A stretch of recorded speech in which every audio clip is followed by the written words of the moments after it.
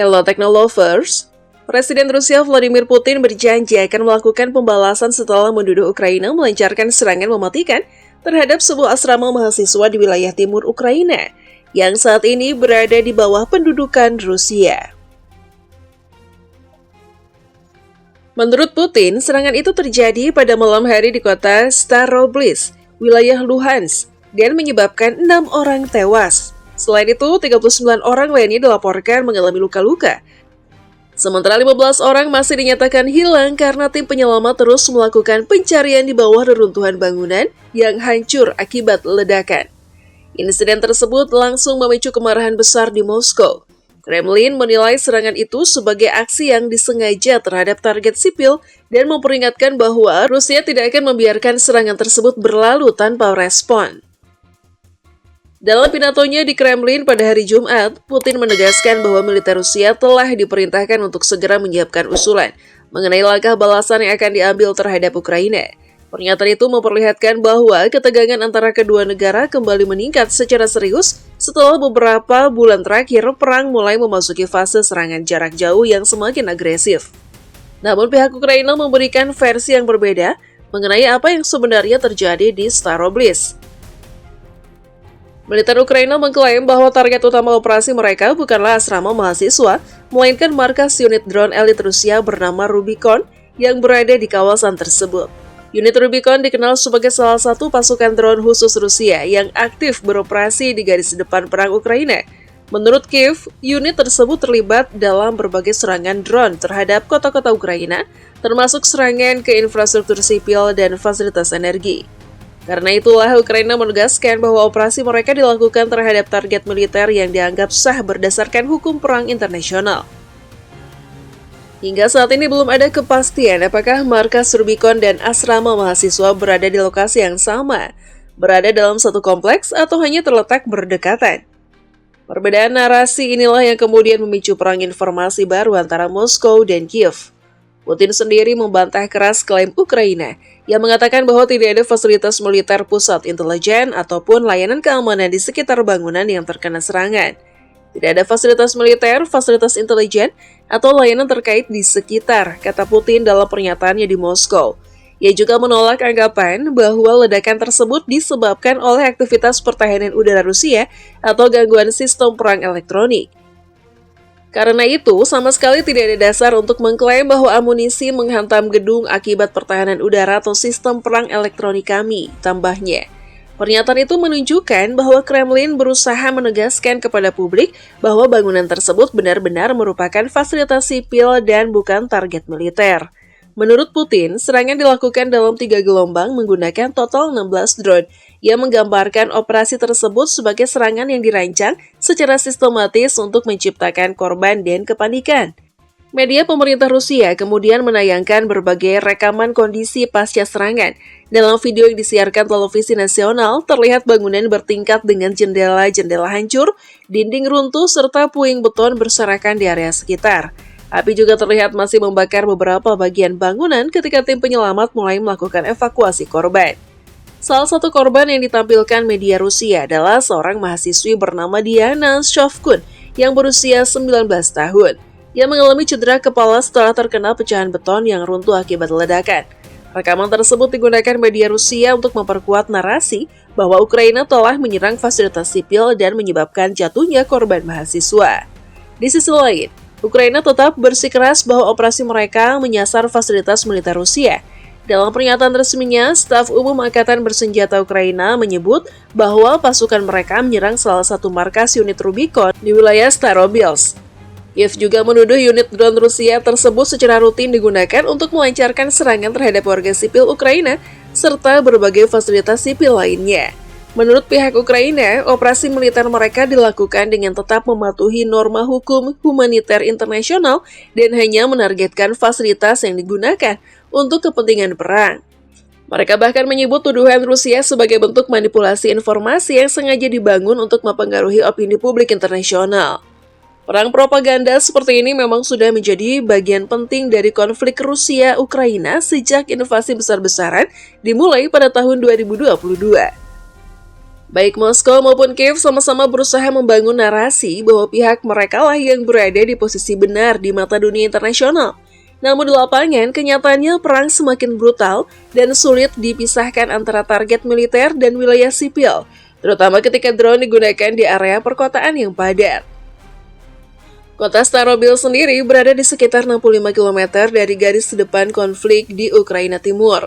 Kota tersebut direbut Rusia pada awal invasi dan hingga kini masih berada di bawah kendali Moskow. Karena posisinya yang relatif jauh dari garis depan utama, wilayah ini sebelumnya dianggap lebih aman dibandingkan kota-kota lain di dekat zona tempur aktif. Namun meningkatnya kemampuan drone jarak jauh Ukraina membuat wilayah pendudukan Rusia kini semakin rentan terhadap serangan mendadak. Dalam beberapa bulan terakhir, Ukraina memang semakin intensif menggunakan drone untuk menghantam pusat logistik, depot bahan bakar, markas militer, hingga fasilitas intelijen Rusia. Strategi tersebut dilakukan untuk melemahkan kemampuan tempur Moskow tanpa harus melakukan serangan frontal besar-besaran di garis depan. Di sisi lain, Rusia juga terus meningkatkan serangan drone dan rudal terhadap berbagai kota Ukraina. Kedua negara kini semakin bergantung pada perang drone, serangan presisi jarak jauh, serta peperangan elektronik untuk menghancurkan infrastruktur lawan. Karena itu, perang Rusia-Ukraina perlahan berubah menjadi konflik modern yang tidak lagi hanya bergantung pada tank dan pasukan darat, tetapi juga teknologi, intelijen, dan produksi drone massal. Setelah insiden Starobil, Rusia kembali melaporkan serangan drone lainnya pada Sabtu pagi. Pejabat Rusia mengatakan 2 orang terluka setelah puing-puing drone memicu kebakaran di sebuah depot minyak di Pelabuhan Laut Hitam Rusia, Novorossiysk. Markas Wilayah Selatan Krasnodar menyebut beberapa bangunan teknis dan administratif terbakar akibat serangan tersebut.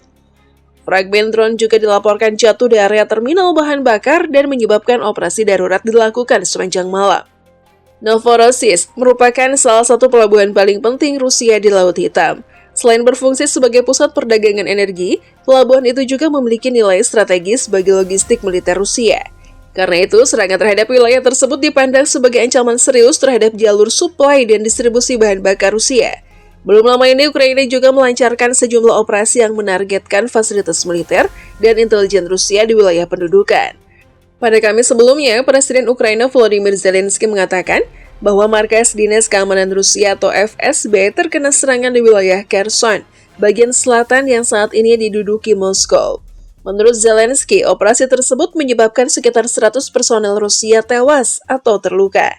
Ia menyebut serangan itu sebagai bagian dari strategi Ukraina untuk menghancurkan pusat komando dan jaringan operasi Rusia di wilayah pendudukan.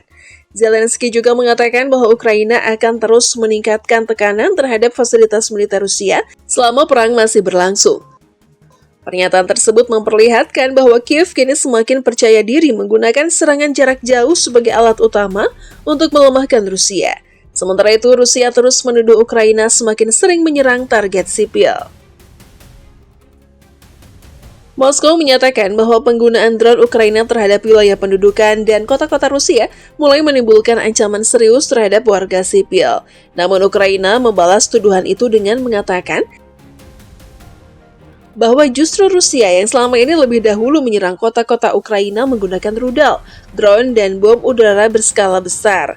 Sejak perang dimulai pada tahun 2022, ribuan warga sipil di kedua negara telah menjadi korban akibat eskalasi konflik yang terus berlangsung.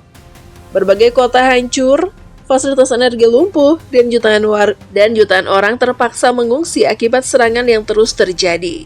Kini, dengan semakin masifnya penggunaan drone, perang menjadi jauh lebih sulit diprediksi. Drone memungkinkan serangan dilakukan dari jarak sangat jauh dengan biaya yang relatif murah dibandingkan penggunaan jet tempur atau rudal balistik. Karena itu, baik Rusia maupun Ukraina terus berlomba meningkatkan kapasitas produksi drone mereka. Ukraina bahkan beberapa kali berhasil menyerang wilayah Rusia yang letaknya ratusan kilometer dari garis depan. Hal itu membuat Moskow mulai memperkuat sistem pertahanan udara di berbagai wilayah strategis, termasuk di sekitar fasilitas energi dan pusat militer. Namun, meski sistem pertahanan udara Rusia cukup besar, serangan drone dalam jumlah banyak tetap menjadi tantangan serius. Beberapa analisis militer menyebut bahwa perang Rusia-Ukraina kini mulai menunjukkan pola baru peperangan modern, di mana drone murah mampu menciptakan kerusakan besar terhadap target strategis. Selain itu, perang elektronik juga menjadi faktor penting. Kedua pihak terus berusaha mengganggu sinyal drone lawan, memblokir komunikasi hingga menggunakan teknologi spoofing untuk menyesatkan sistem navigasi. Situasi ini membuat medan perang Ukraina berubah menjadi salah satu laboratorium perang teknologi terbesar di dunia saat ini. Sementara dunia terus memantau perkembangan konflik tersebut, ancaman eskalasi yang lebih besar tetap menghantui. Janji Putin untuk melakukan pembalasan memunculkan kekhawatiran bahwa Rusia akan melancarkan serangan besar baru terhadap Ukraina dalam waktu dekat. Apalagi sebelumnya Moskow juga telah meningkatkan intensitas serangan udara terhadap berbagai kota Ukraina menggunakan drone Shahid dan rudal jarak jauh. Jika balasan Rusia benar-benar dilakukan dalam skala besar, maka korban sipil diperkirakan kembali meningkat. Dan hingga saat ini belum ada tanda bahwa perang antara Rusia dan Ukraina akan segera berakhir.